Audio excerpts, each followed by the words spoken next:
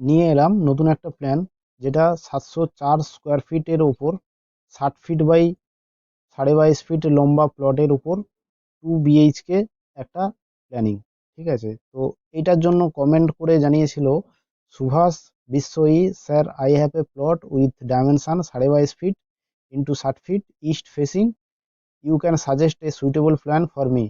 ঠিক আছে, তো 22.5 ফিট বাই 60 ফিটের একটা প্লটের মধ্যে ইস্টের সাইডে ফেস করে একটা প্ল্যানিং করে দিতে হবে ওনার জন্য।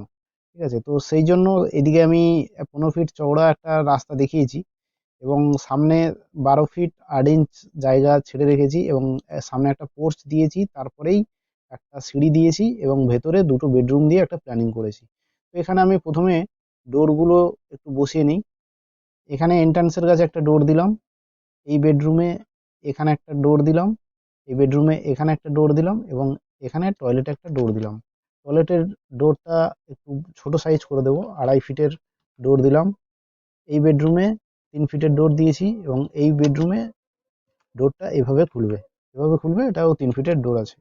এখানে সিঁড়ির কাছে কোনো ডোর দেবো না, ডোর দেওয়া যেতে পারে, এখানে আমি একটা ওপেনিং বসিয়ে রাখলাম। এবার ভেতরের সমস্ত রুমের ডাইমেনশনগুলো একটু দেখে নেই।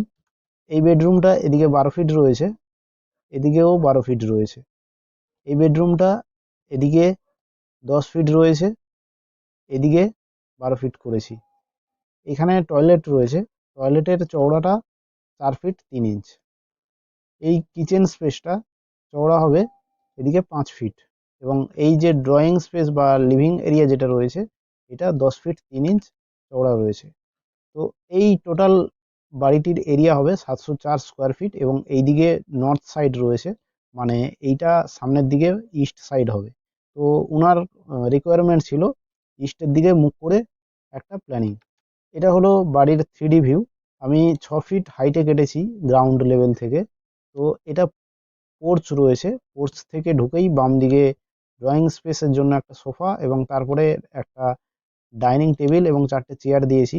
এখানে কিচেন এরিয়াতে একটা কিচেন কাউন্টার এবং সিঙ্ক দিয়েছি।